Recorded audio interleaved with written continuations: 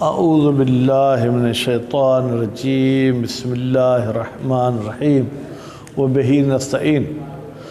بھائی صاحب توجہ اس طرف ہو، خلاصہ تھوڑا بتاؤں گا، باقی عبارت ہی پڑھیں گے۔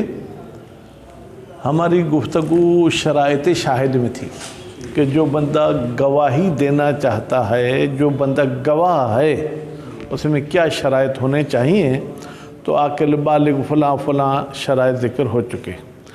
آج بھی گویا کہ ایک شرط بیان کر رہے ہیں کہ اس پر کوئی تہمت نہ لگی ہو اس گواہی دینے میں کہ مثلا اس کا کوئی نفع ہے یا اس گواہی کے ذریعے وہ اپنے اوپر سے کوئی نقصان کو ٹالنا چاہتا ہے۔ ٹھیک، نفع کیسے؟ مثلا یہ اور زید آپس میں شریک تھے کاروبار میں، ٹھیک، اب زید کہہ رہا ہے کہ میرے اس کاروبار کے 10 لاکھ روپے خالد کی طرف ہیں، خالد انکار کر رہا ہے، زید کہتا ہے یہ میرا شریک گواہی دے گا، تو ہم کہیں گے بھائی شریک تم گواہی تو دے رہے ہو، تو یعنی 10 لاکھ میں تمہارا بھی تو حصہ ہے نا، تو اس میں گویا کہ تمہارا فائدہ ہے، یا اگر 10 لاکھ میں تمہارا حصہ نہیں بھی ہے تو بھی تم شریک کے حق میں گواہی دے کر پھر تم اس سے کچھ اور مراعات حاصل کرنا چاہتے ہو، اس لیے تمہاری گواہی قابل قبول نہیں ہے۔ بات واضح ہوگی؟ تو ایک چیز یہ، اور دوسری چیز جو بیان کرنا چاہتے ہیں کہ ضرر کو دور کرتا ہے اپنے آپ سے گواہی کے ذریعے، ٹھیک، مثلا جو ہے کیا ہے، اس کے کسی بچے نے کوئی نقصان کیا، اس نقصان کی رقم کس کو دینی ہے؟ اس شخص کو دینی ہے۔ یا یوں کہیں کہ کبھی کبھی زندگی میں دو بندے ایک دوسرے کے ساتھ معاہدہ کرتے ہیں کہ بھائی میرے سے اگر کوئی غلطی ہو گئی تو تم بھرنا، تم سے کوئی غلطی ہو گئی تو میں ادا کروں گا۔ اب میرے ساتھی نے کوئی غلطی کر دی، لوگوں کو تو پتہ نہیں تھا کہ ان کی کسی اور کے ساتھ ایسی ایگریمنٹ ہے، وہ کہتا ہے میرے پاس کچھ بھی نہیں ہے، پھر یہ بھی جا کے گواہی دیتا ہے کہ نہیں اس کے پاس کچھ بھی نہیں ہے، یہ گواہی دے کے خود کو نقصان سے بچانا چاہتا ہے، نہیں تو وہ اس کے پیسے جیب سے جو کہ وہ پیسے جاتے ہیں۔ اس کے بعد پھر ایک اور چیز بیان کرنا چاہتے ہیں کہ یہ جو آپ نے شرائط بیان کیے ہیں کہ گواہ میں یہ شرائط ہونے چاہیے، تو گواہی کی یوں سمجھے کہ دو حالات ہوتی ہیں۔ ایک وہ حالت ہے کہ جس میں آپ گواہ بن رہے ہیں، دوسرا جب گواہی ادا کر رہے ہیں، تو ایک کو کہتے ہیں تحمل شہادت، یعنی فیڈ کر رہے ہیں آپ، دوسری اداء شہادت، گواہی دے رہے ہیں۔ کہتے ہیں غالباً تحمل کے وقت یہ شرائط ہونے چاہیے، ادائیگی کے بارے میں عبارت پڑھیں گے کہ مصنف صاحب کا کیا نظریہ ہے۔ اس کے بعد پھر فرماتے ہیں کہ ایک جو ہے کیا ہے اور بھی چیز رکاوٹ بنتی ہے گواہی سے، کہ آپ جس کے بارے میں گواہی دینا چاہتے ہیں، جس کے خلاف گواہی دینا چاہتے ہیں، اس کے اور آپ کے درمیان کوئی دنیاوی عداوت ہے، دشمنی ہے، تو آپ چاہتے ہیں ایسی گواہی دوں کہ یہ جا کے جیل میں گل سڑ جائے، پھر باہر نہ آئے کہ مجھے کوئی پریشان کرے، ٹھیک ہے۔ اگر عداوت دنیاویہ ہے یا غالباً دینیہ کو بھی بیان کریں گے، تو ایسی عداوت کی صورت میں بھی دشمن کے خلاف فائدے میں ممکن ہے گواہی قابل قبول ہو، کہ اگر دشمن ہوتے ہوئے بھی میں اس کے نفع میں گواہی دیتا ہوں، باقی اس کے خلاف وہ گواہی قابل قبول نہیں ہوگی۔ میرے خیال میں اتنا خلاصہ کافی ہے۔ خوب فرماتے ہیں وَعَدَمُ التُّہْمَةِ، گواہ پر کوئی تہمت نہ ہو کہ یہ اپنے فائدے کی وجہ سے یا اپنے آپ کو نقصان کے بچانے سے یہ گواہی دے رہا ہے۔ تہمہ کو کیسے پڑھیں؟ اب ہم تو تہمہ میں ہا کو ساکن کر کے پڑھتے ہیں، کیونکہ ہم غالباً مولوی تو بن چکے ہیں، لیکن الفاظ وہی ادا کرتے ہیں جو مولوی ہونے سے پہلے کرتے تھے۔ فرماتے ہیں بِضَمِّ تا کو ضمہ دے کے پڑھیں، الحمدللہ وہ تو ہم نے بھی ضمہ دیا، ہا کو میں نے ساکن پڑھا، عام مشہور بھی ہے ساکن، لیکن کہتے ہیں وہ فتح لا تہمہ، ٹھیک ہے، تہمہ کر کے پڑھے ہیں۔ وہی بھئی یہ تہمہ ہے کیا؟ یہ کی ضمیر کہاں جائے گی؟ تہمہ کی طرف۔ ان یجر الیہ، کھچ جائے، چلا جائے اس شاہد کی طرف، بشہادت ہی، اس کی گواہی دینے کی وجہ سے کیا کھچ جائے؟ نفعاً، کوئی نفع اس کی طرف جائے، او یدفع عنہ بہا ضررن، یا دفع کیا جائے عنہ شاہد کے سے بہا شہادت کے ذریعے کوئی ضرر، پس نفع آئے یا ضرر ٹل جائے، دونوں صورت میں مجھ پہ تہمت ہے۔ اب اس مسئلے کو پھر جو ہے کہ ہم تفریع فا کے ذریعے اس کی فرع بناتے ہیں۔ فلا تقبل شہادت شریک لشریک ہی، شریک کی گواہی شریک کے نفع میں قابل قبول نہیں ہے۔ نفع کا میں نے ترجمہ کہاں سے کیا بیٹا؟ لام سے، جی ہاں۔ کہاں؟ فی المشترک بینہما، اس مال میں جو ان دونوں کے درمیان مشترک ہے۔ اس دکانداری کی جو بھی ہم جو ہے ادھار دیتے ہیں اس میں ہم دونوں مشترک ہوتے ہیں، ٹھیک، بحیث اس طریقے سے کہ یقتضی شہادت المشارکت، شہادت تقاضا کرتی ہے کہ جو مال آپ گواہی کے ذریعے ثابت کرتے ہیں اس میں بھی آپ اس کے شریک ہوں گے۔ ولا شہادت الوصی فی متعلق وصیت ہی، اسی طریقے سے وصی کی گواہی اپنے اس وصیت والے مال میں جاری نہیں ہوگی، یعنی وہ چیز جو اس کے وصیت کے ساتھ تعلق کرتی ہے۔ مثلا یہ گواہی دیتا ہے کہ یہ مال اس بچے کا ہے اور یہ اس بچے کے لیے کیا ہے؟ وصی بھی ہے۔ ولا یقدح فی ذالک، کہتے ہیں کوئی قباحت نہیں پہنچاتا اس قبول شہادت میں مجرد و دعویٰ ہو الوصایت، صرف یہ دعویٰ کر کے میں وصی ہوں تو یہ گواہی سے رکاوٹ نہیں ہے، پھر بھی گواہی دے سکتا ہے، لیکن وصی ہونا ثابت ہو جائے۔ دعوی وصیت نقصان دہ نہیں ہے گواہی میں، ثابت ہو جائے۔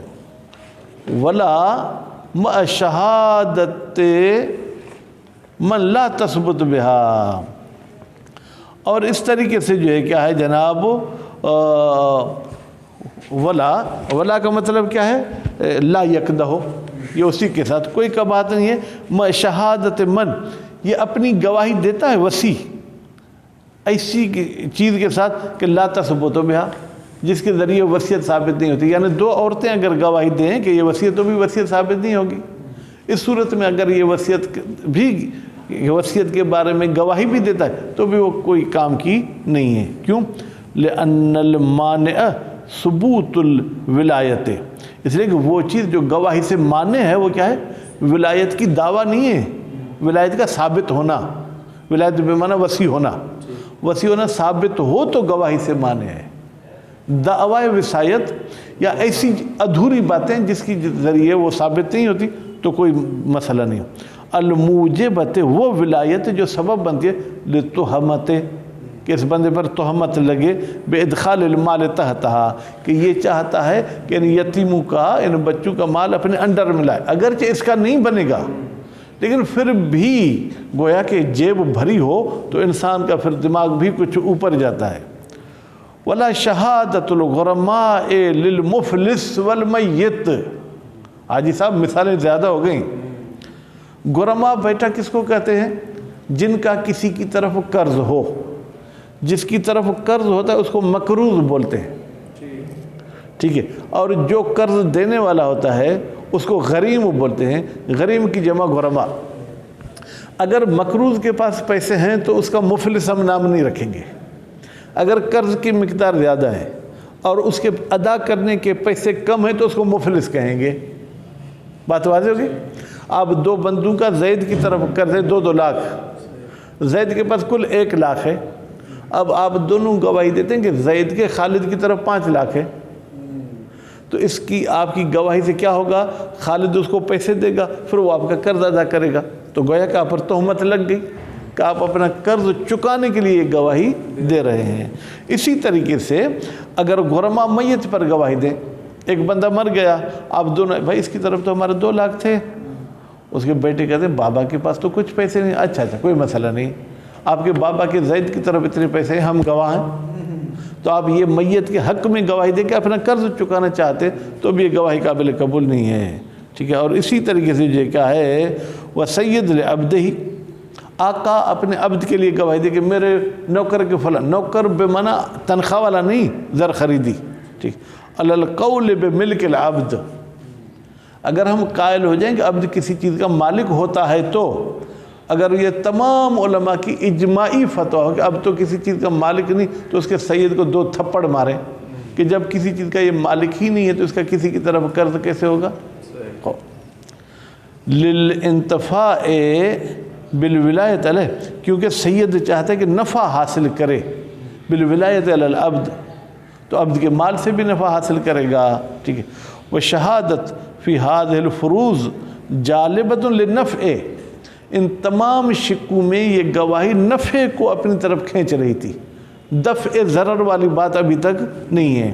وَأَمَّا ما، لیکن وہ گواہی، ٹھیک ہے، کہ یا تو پڑھیں یدفع الضرر، جس کے ذریعے ضرر کو دفع کیا جاتا ہے، فشہادت العاقلۃ بجرح شہود الجنایت خطأ، عاقلہ یعنی گھر کے بڑے، یہ ترجمہ سمجھانے کے لیے کرتا ہوں۔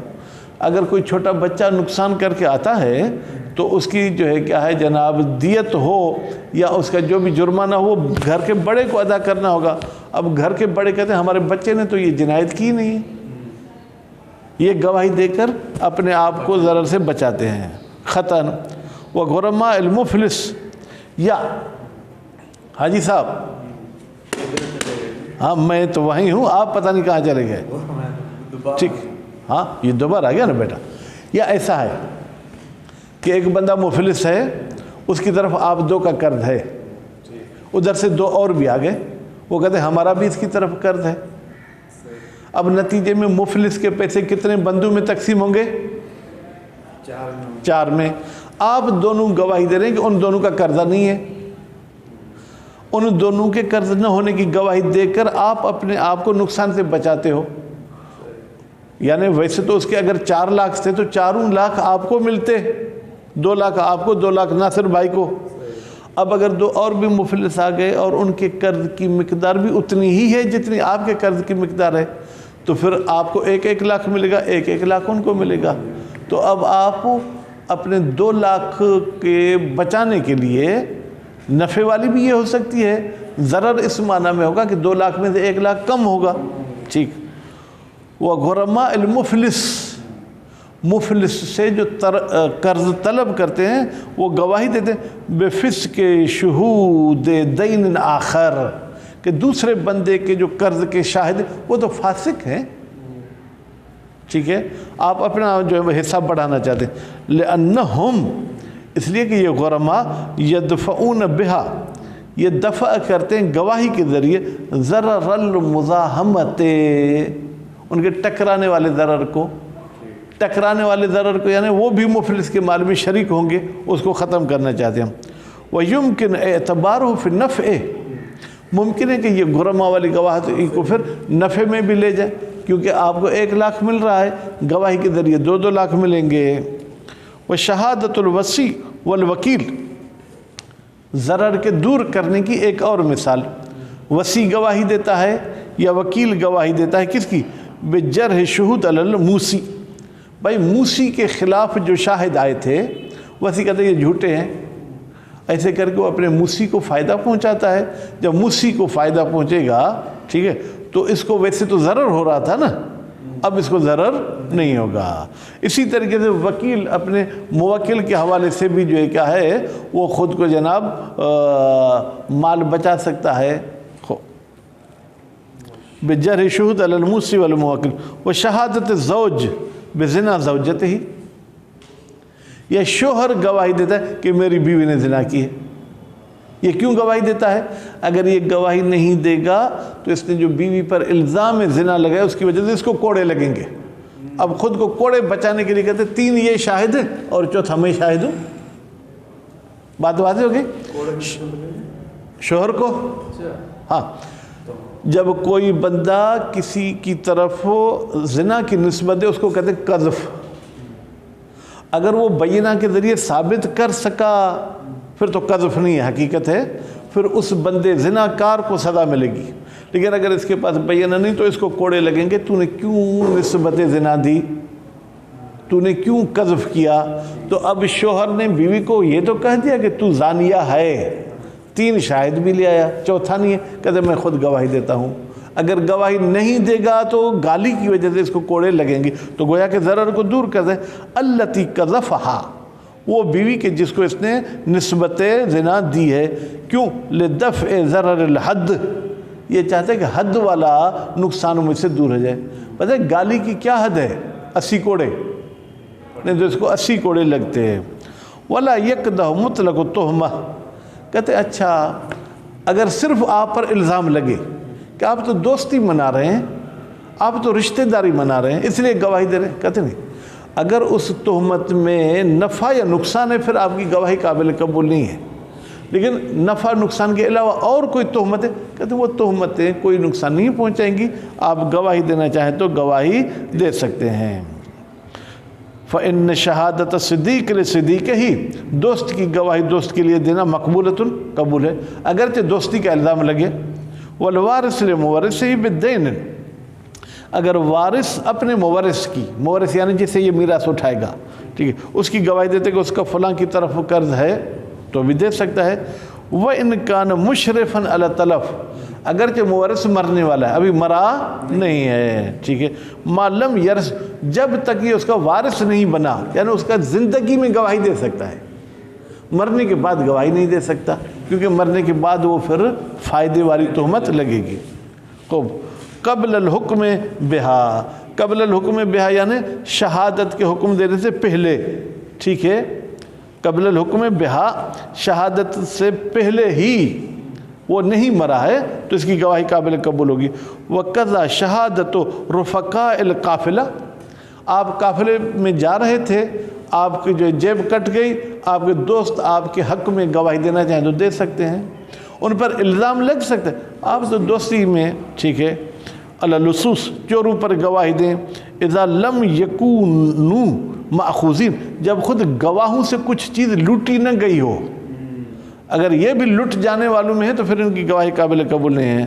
وَيَتَعَرَّضُ ذِكْرَ مَا أَخَذَ لَهُمْ، لَهُمْ بِمَنَا مِنْهُمْ، صرف یہ گواہی نہ دیں کہ چوروں نے ان کو لوٹا ہے، بلکہ جو چیز لوٹی ہے اس کا بھی بیان کریں گے، گھوڑا لوٹا ہے، گاڑی لوٹی ہے، موٹر سائیکل لوٹی ہے۔